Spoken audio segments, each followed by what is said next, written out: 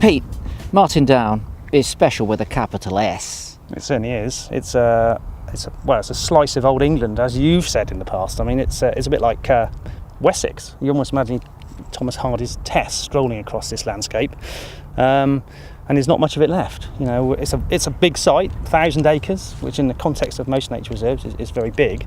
But when you see it in this landscape, surrounded by arable deserts really in every direction, it's an arc, a tiny little arc, which has many of the species that we used to have in the farmed landscape. I've been reminiscing about coming here for the first time in the 80s when we had stone curlew, turtle dove, nightingale, host of rare plants and insects. What remains? Is it still flying the flag for some of those things? Yeah, I'd say it is. 99% of those species are still here.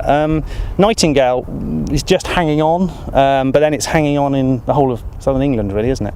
Turtle dove are doing really well. In fact, we had probably 19 or 20 calling birds here this year, which is I can't think of any other site in southern England with as many as that. And certainly there's probably less than half a dozen in the rest of Hampshire, full stop. So turtle dove are really doing well. Corn bunting are doing well still, lots of corn bunting. Yellowhammer, grey partridge still here, but not in great numbers. So those sweet farmland birds, which have declined hugely elsewhere, are still here.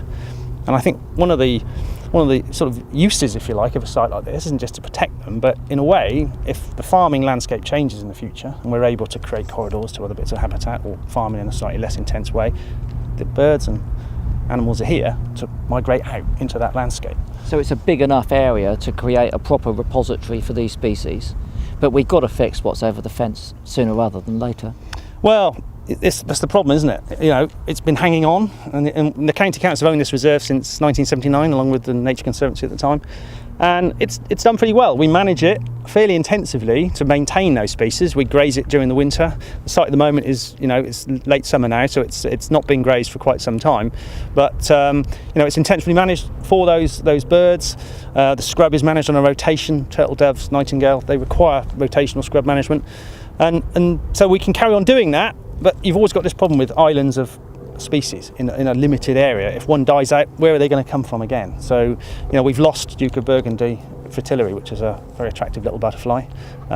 Seems to have disappeared from the site. Great shame, but the nearest colony is a long way away. So how that's going to get back here across all this corn and barley, I have no idea.